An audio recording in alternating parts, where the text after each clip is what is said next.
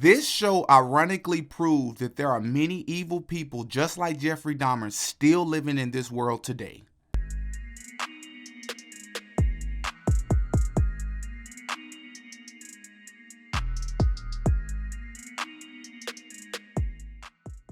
Yo, welcome back to another episode of the Ruling Class Podcast. And of course, I'm your host, DD, back up in this witch with another video. And I still got my same two goals. I'm trying to get to 5,000 subscribers by October.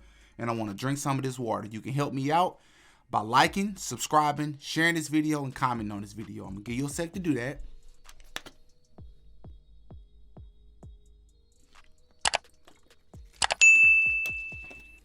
All right, let's get into the video. For those of you who don't know, there's a show that just came out on Netflix called Dahmer. It covers the life of Jeffrey Dahmer. And for those of you who don't know who that is, Jeffrey Dahmer is one of the most notorious, one of the most evil serial killers in American history, probably world history. Back in the 80s and the 90s, he went on a killing spree where he killed, I believe, a total of 17 young men that he drugged. He dismembered their bodies and he participated in eating some of them, right? It was horrific. So there has been a huge backlash about the show because the show is very detailed. They decided to show the gruesome details of him doing many of these things in the actual show. And people are boycotting. People are trying to boycott Netflix to take the show down.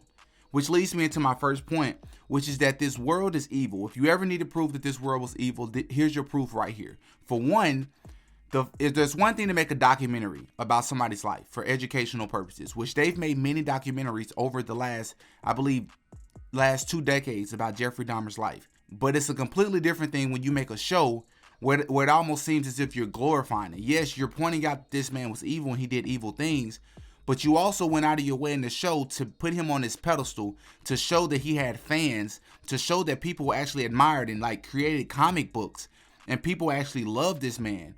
You created in the show, it made it seem like he was more than just human. He was like a god or something.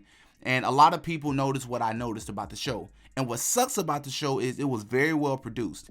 The show itself, they did a great job with the production, which is a part of the problem. It's like, how come a person who goes on a killing spree gets an entire show made about them? It don't matter if they're still living or not. It don't matter if they're getting paid from it or not. Why is it that you're being put on this pedestal almost, and everybody know who you are? Yeah, they think what they think about you, but you're almost like you're a celebrity at this point. You know what I mean? Like you're a martyr or something. And a lot of people don't like that. And it goes to show that there are evil people in this world. It also goes to show there are evil people in this world because apparently the families of many of the victims didn't get paid from the show. So you mean to tell me that people are able to propagate and earn money off the lives and the sorrow and the trauma of other people? How does that work? Can somebody explain that to me? I am under the belief that America, that this world, they wait for things like this to happen. They wait for people like this to come along. They want to exaggerate the story or maybe even prolong the story so that in however many years they can make this a very big story and they can turn it into a movie or something and they can make money off of it.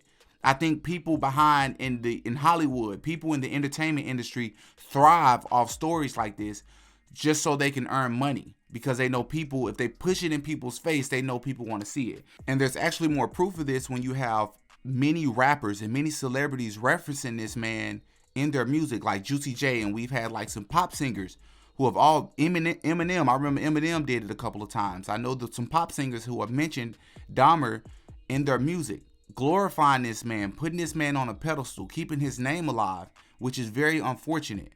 Which leads me to my second point. I think what this show revealed, the second thing this show revealed, was that Jeffrey Dahmer was a Satanist. I don't think that's something that was said a whole lot.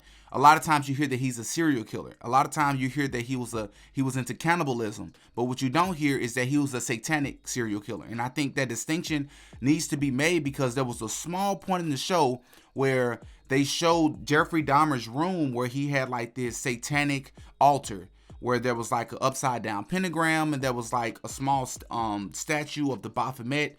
And it goes to show that a lot of the reasons Jeffrey Dahmer said he did what he did, he couldn't explain the reasons why he did it. He just said he felt the urge and it was an uncontrollable urge. But I am under the belief that a lot of what he did was sacrifices. I think a lot of what he did was offerings, if you will, to Lucifer, to who he was praising. And I think they did a great job of kind of just hinting at it in the show, but they didn't really go into great details about it. And I think that was a disservice, because it could have detailed a lot more of why he actually did what he did, which is what I'm under the belief of. Which leads me to my last point. The last thing I think this show proved without a doubt is how the legal system and the criminal justice system failed many of the victims of Jeffrey Dahmer. For those of you who don't know the story very much, one of his victims was a 14-year-old kid. And this kid actually managed to get away.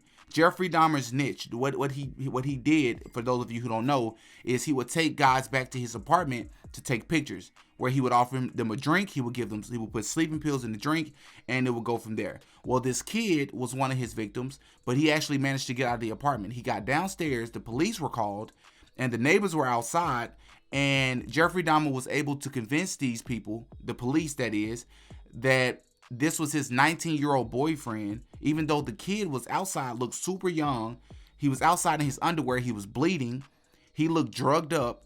The neighbors are telling them something's wrong, this kid is not 19, he's a lot younger than this, and the cops believed Jeffrey Dahmer. They went back up to the apartment, and we know the rest. The kid never lived to see the light of day again, unfortunately. And a lot of people are saying that a lot of that had to do with race, because I believe like 10 of his 17 victims were colored men or African American men.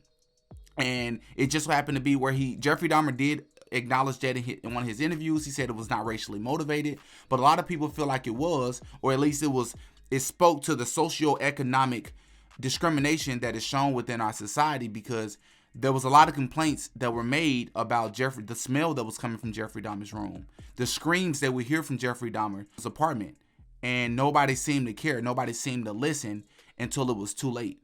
And even after they caught Jeffrey Dahmer, and he immediately admitted to every single murder he had committed over the past decade and a half, they still tried to convince this man to plead insanity so that he wouldn't have to spend a single day in jail. Are you kidding me? And I think this spoke volumes about the disservice that was shown. I think it's showing disservice once again, how you can come out and with a show about this man and re-traumatized, because it's being reported that the victims, the families of the victims, are being re-traumatized by this documentary or by this show. And once again, there's been a disservice to the families of the victims and the victims themselves. So I want to send my condolences to, the victims and the families of the victims. I hope this show does get boycotted. Even though it was very well produced, I think it was still a disservice, and I think they did a great job of making Jeffrey Dahmer almost come off as if he's a celebrity and not a monster, which is what he actually was. So I send my condolences, and I thought this video was important to make. Until next time, peace. Oh yeah, Diddy got a podcast.